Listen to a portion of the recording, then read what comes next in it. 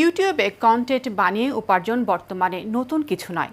তবে ফরিদপুরের রাজু খান সেই উপার্জিত অর্থের অনেকটাই ব্যয় করেন সমাজে সুবিধাবঞ্চিত মানুষের জন্য। মসজিদ, মাদ্রাসা, এতিমখানা নির্মাণ এবং দুস্থদের সাহায্যে প্রত্যন্ত অঞ্চলে যাচ্ছেন তিনি।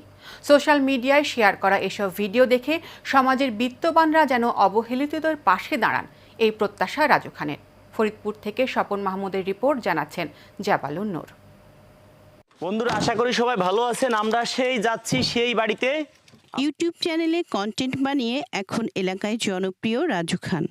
সাধারণ মানুষের জীবনমান উন্নয়নে তার কাজগুলো ঠাঁই পায় কন্টেন্টে। হ্যাঁ, যে প্রতিবন্ধী ভাইয়ের একটা ঘর আমরা কাজ করতেছিলাম, দেখি ঘরটা কত দূর হয়েছে।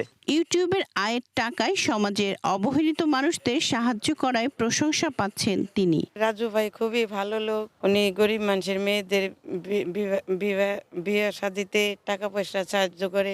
উনি এখানে এসে অনুদান দিলেন মসজিদের উন্নয়নের জন্য, মানুষকে ফ্যান কেনার জন্য, নিচে ম্যাটটা পর্যন্ত নেই, সেটা উনি দিলেন। সে তার সম্পূর্ণই অর্থ যে সে আয় করে, এগুলো সব মানুষের পিছনে এভাবে ব্যয় করতেছে, সামাজিক অনুষ্ঠানে ব্যয় করতেছে, হ্যাঁ, দুস্থ মানুষের কল্যাণে ব্যয় করতেছে। এটা আসলেই একটা চমৎকার দৃষ্টান্ত।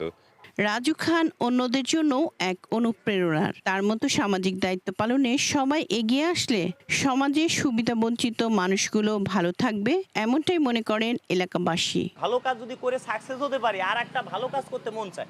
জাবালুন নূর, এশিয়ান টেলিভিশন। ইউটিউব চ্যানেল খোলার পরে আপনাদের মতো লক্ষ কোটি মানুষ